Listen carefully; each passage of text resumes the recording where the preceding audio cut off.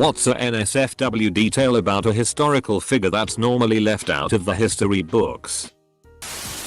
A bit late to the party. But during World War I, prostitutes in Britain were more expensive if they had STDs. This was because if a soldier hired them and got infected, the soldier could be honorably discharged and not have to fight in war.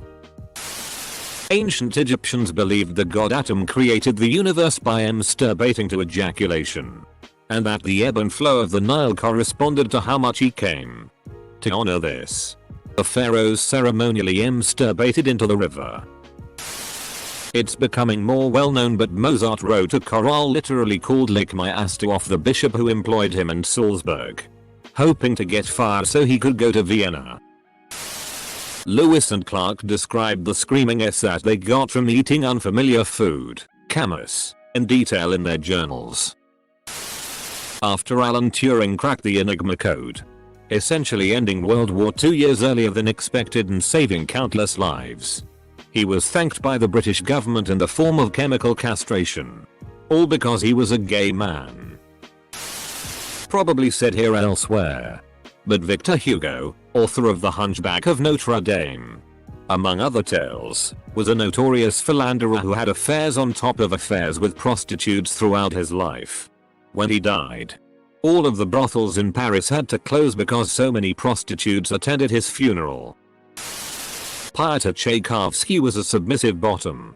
In one note, never before published in Russian or English, Tchaikovsky wrote of a young servant with whom I am more in love than ever, adding, "My God, what an angelic creature, and how I long to be his slave, his plaything, his property." Patrick Henry, the American founding father better known for his quote, "Give me liberty or give me death," kept his wife imprisoned in a cellar because of her frequent outbursts due to postpartum depression. His wife had eventually died in that cellar, and he had buried her in an unmarked grave. 10/10 quote, but the wife killing part always seems to get left out of history texts. Ben Franklin was a notorious flirt, and hit on and or plowed just about every woman he ever met. Single women, married women, young women, old women, women of title, women of the royal line, Protestant women, Catholic women, all of them. French President Félix Faure died while getting his dick sucked. Big dicks were considered barbaric in ancient history. The Greeks especially thought that it showed men with big rock-hard full-blooded cocks were full of lust and low intelligence. This is why most of their statues today have them displaying a small dick. I was born in the wrong age. Edit. Tie for the awards, friends. It's said that Henry VI exploded in his coffin. Dogs then licked up the Henry juice. The first thing the father of microbiology, Anton van Leeuwenhoek, put under a microscope was semen. They understood that semen was integral to the creation of life but didn't yet understand the concept of single-cell organisms. He fully expected to see tiny little humans in his jizz. So yeah, the first thing he did was whack off on a slide and look at it. Princess Diana and her leg agitator sex toy that she carried around with her when she went on diplomatic trips. She had even shown a table of foreign officials her toy as a prank on numerous occasions. She also believed it brought her good luck. One time she forgot to bring it with her and actually asked her bodyguard to go back to the hotel to fetch it for her. Edit. UK just checked, and she apparently left it all the way back in the UK while on a trip to Nepal, not just at a hotel, and ordered it to be dispatched to the capital Kathmandu. Groom of the stool. This is the guy who wiped the king's bum and inspected the stool for parasites and whatnot in ye olde England. By the 16th century it had become one of the highest honors at the Tudor court because it allowed close and private access to the king. A coveted position. George Washington had severe hemorrhoids, to the extent that he couldn't even ride a horse into battle sometimes, and had to be pulled on a cart. Guess we now know why he was standing on the boat in that one painting. Not hidden in his home country, but not known by the rest of the world though, is the fact that H.C. Anderson left a mark in his diary every time he had masturbated, sometimes with a little note on the side. In school I was taught that Ben Franklin had a string of pearls that was several feet long. He would add a pearl to it each time he slept with a new woman. Paul Revere would ride from Boston to Newport RI to cheat on his wife. No. Babe. For real. The redcoats are actually coming. Little late but worth a shot. Elizabeth Bishop and Robert Lowell, the poets, had a 30-year letter exchange where Robert, while married, swooned over Elizabeth after he initially met her, declaring his love and want to propose for her all while being married, and her blatant denial and uncomfortable lesbian anguish at this fact. He threatens suicide and lots of self-harm while she's just like, haha, let's read this book together and not think about romance. He was a manic cocaine freak and she was a crazy alcoholic lesbian with a toucan. She drank rubbing alcohol when denied conventional drinks. There's a great play highlighting these events called Dear Elizabeth. Kaiser Wilhelm II. The great magician Houdini once escaped a prison cell while fully nude as to not hide anything to escape. However, what the guards failed to check was that he hid a skeleton key in his ass cheeks.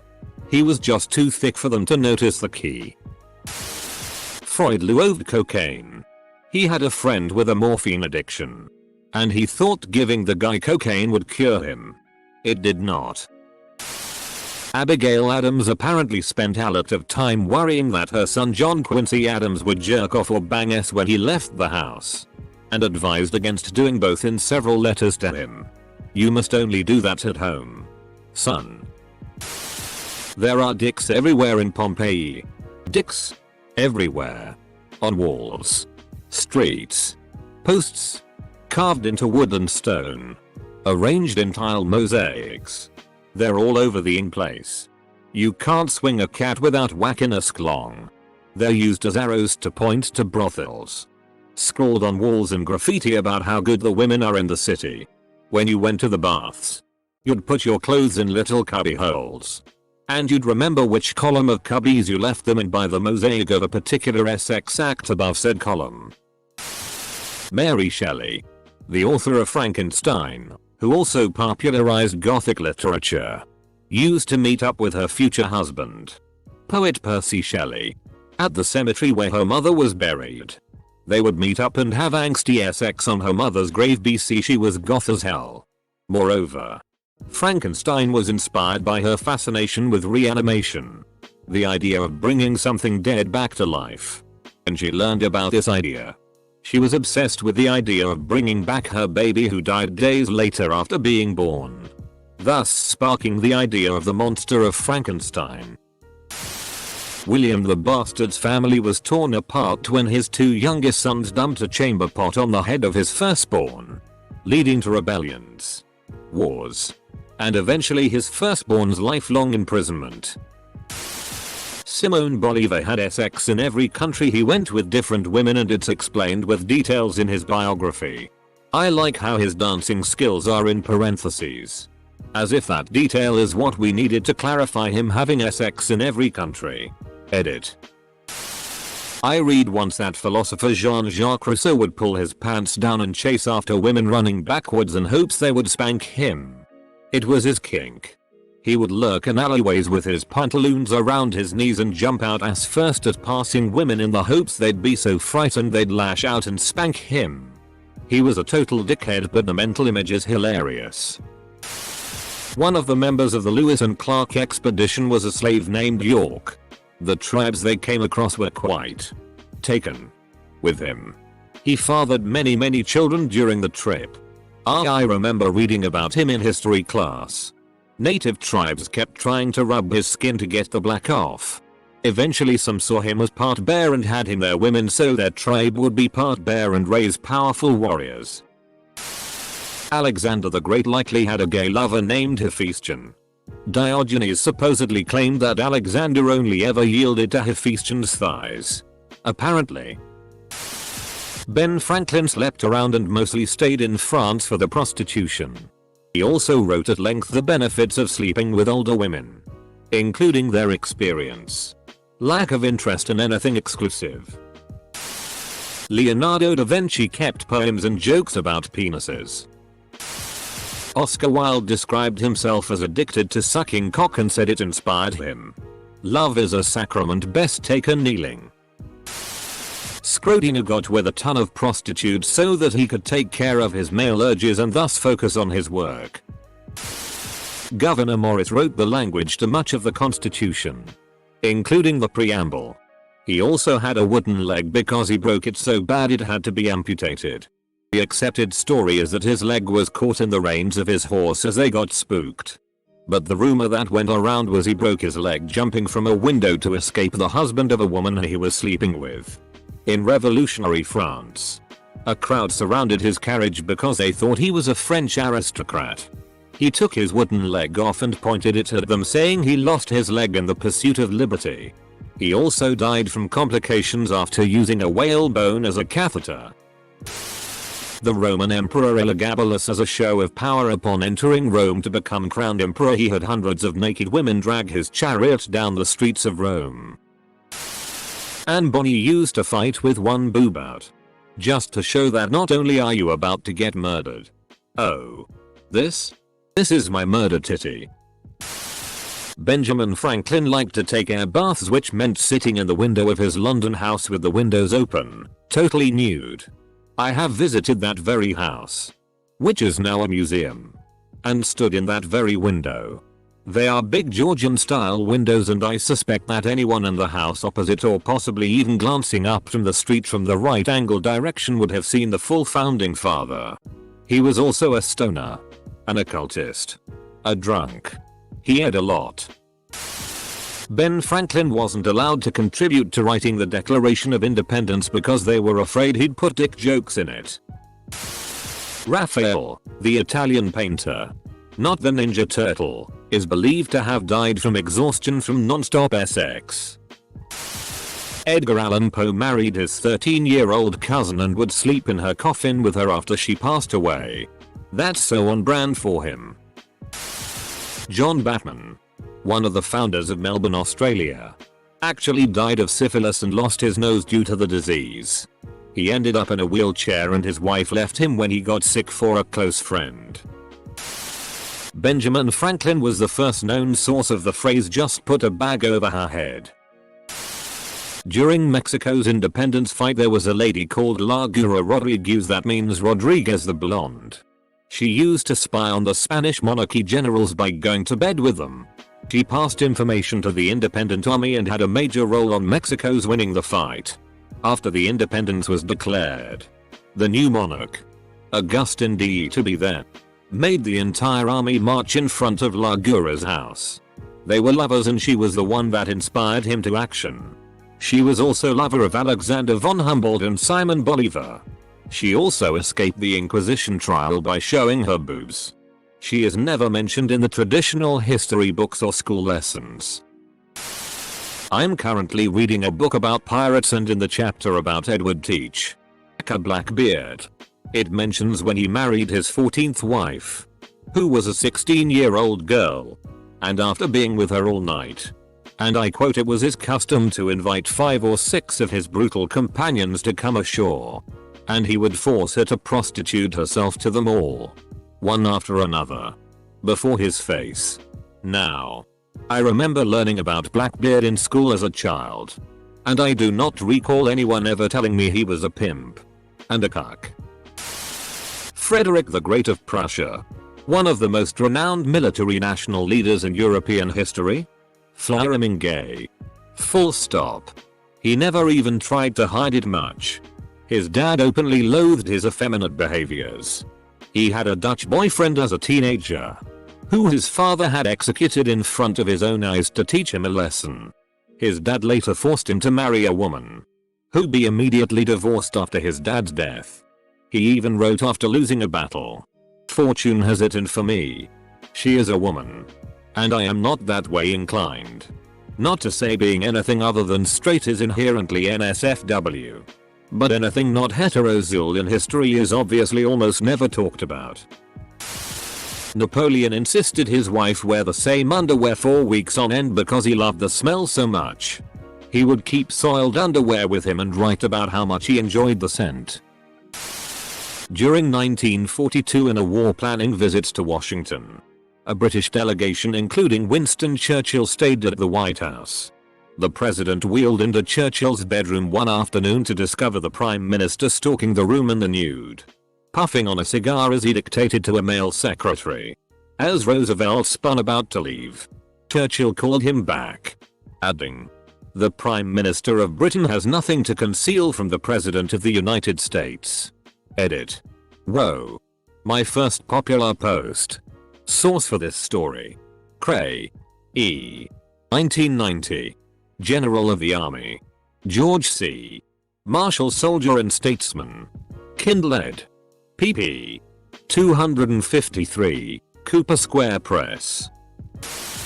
Margaret Mitchell, author of Gone with the Wind, apparently had a very large DLDO collection. Learned this in a graduate history class and I was floored.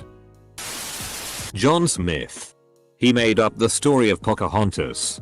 She was actually 10 when he arrived, and he made up a lot of his stories. According to her people, John Smith kidnapped her to provoke her father. Henry Ford was the only American mentioned in Hitler's writings due to his anti-Semitic beliefs. Julius Caesar read around. Like. All the way around. His political allies' wives, one of Pompey's wives for example, not Julia. His enemies' sisters, Cato the Younger's. Guys. Girls. Anybody. He was described during a meeting of the Senate as a man for every woman. And a woman for every man. Adolf Hitler may have had a sexual relationship with his niece. At the very least. They were very close and he was extremely possessive of her. He got jealous whenever she'd have boyfriends and would try to break them up. After she committed suicide, he called her the only woman he'd ever loved and insisted on keeping her bedroom exactly as it had been when she was living. It's suspected that she killed herself because he got her pregnant. The relationship was not consensual according to reports. Anthropologists believe that upwards of 5-7% of people alive today have some sort of relation to Genghis Khan. That's because he allegedly uphead several women everywhere he conquered before moving on to the next place. Several. I did the National Geographic DNA test a few years back and one of my historical hits was Genghis Khan. I'm as white as the driven snow. So I was very surprised. Edited because I misspelled our pay Grampus name a bit. Churchill was a bit of a nudist. He claimed to have some form of skin condition that made clothes uncomfortable to wear for long periods. When he visited the White House, he would sit around naked while having discussions with FDR. Helen Keller supported eugenics to the point of writing a journal in favor of refusing medical treatments to human babies with physical and mental disabilities, going as far to state that they would likely become criminals if kept alive. Edit. I never expected to get more than 5,000 upvotes on this, but thank you for finding my contribution of interest. Anne Frank, being a normal teen with a diary, has some puberty parts. Here is an excerpt of one of those parts. Until I was 11 or 12. I didn't realize there was a second set of labia on the inside. Since you couldn't see them. What's even funnier is that I thought urine came out of the clitoris when you're standing up. All you see from the front is hair. Between your legs there are 2 soft, cushiony things, also covered with hair, which press together when you're standing. So you can't see what's inside. They separate when you sit down and they're very red and quite fleshy on the inside. In the upper part, between the outer labia, there's a fold of skin that, on second thought, looks like a kind of blister. That's the clitoris. Spartan soldiers had gay sex with each other. A lot. Soldiers were taken as little boys and didn't see women since. They believed having gay sex would create a closer bond with each other. Edit. When they left the army and married, women would sometimes shave their heads and wear men's clothing to make the former soldier feel more comfortable. Go to kiss the homies goodnight. Hitler took amphetamines to stop farting. Some historians think that's why he became increasingly erratic toward the end. He was in withdrawal. Ben Franklin had tons of sex with many women. He even wrote some sex advice in some of his books. Mozart wrote songs about licking ass. It's possible that 16th century samurai warlord Usuji Kenshin was actually a woman pretending to be a man so that her clan could survive her father's death. Kenshin never married or had any concubines. Had to plan battles around regular monthly abdominal pain. And is referred to in the notes of a Spanish missionary as someone's shire instead of shio aunt. Not uncle. I have no clue if this counts, but one of Little Richard's most well-known songs, Tutti Frutti, is about hardcore butting, and he was really into butt stuff. They ate people at Jamestown. Henry VIII had a massive dick. His armor had a huge bulge on the front to accommodate for it. King Herod ate his wife for a month after her death. That's pretty interesting. He also invented pigeon mail and died before Jesus was born. He's an interesting and controversial figure. And he also built some cool stuff in Israel. Like Mossad Keep. But man.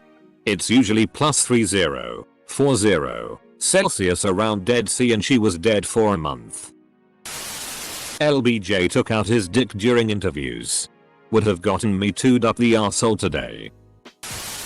Picasso was a well-known and well-documented pedophile. Also his art is. Christopher Columbus also sold sex slaves that were usually around the age of 9. That was preferable in the time period. Edit. Man, there is just nothing redeemable about this guy. Every new thing I hear is just worse and worse. Genghis Khan boiled people alive and piked their dead burnt bodies. And made mountains of human and animal skulls. JFK ate Hitler's old GF.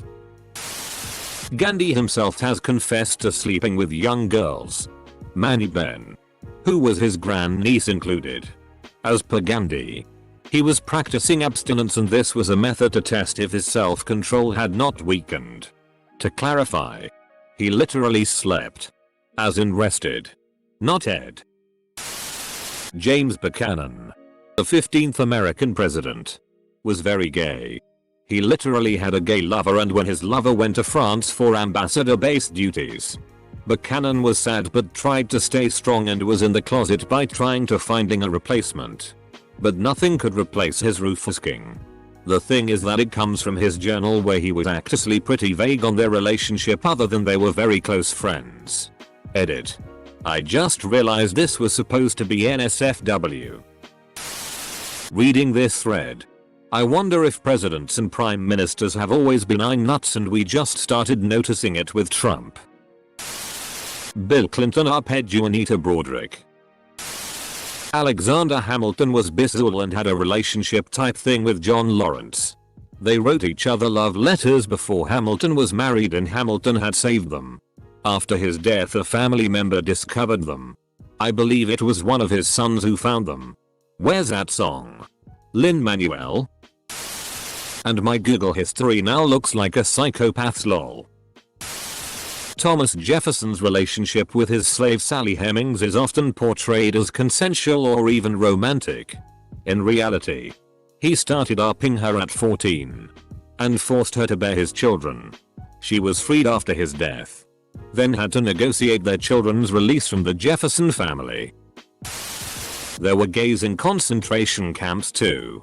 They had pink triangles as their identifier, and as the war ended, they were put back in prison. That's in history books. Anne Frank had some fairly brief passages about her vagina and sexuality. Not usually left out, but all of Sigmund Freud's work, all of it. OP has created a monster. Blessings upon his or her head. Best thread in ages. Nero was a raging gay pedophile. Hans Christian Andersen wrote The Little Mermaid for his gay crush who rejected him.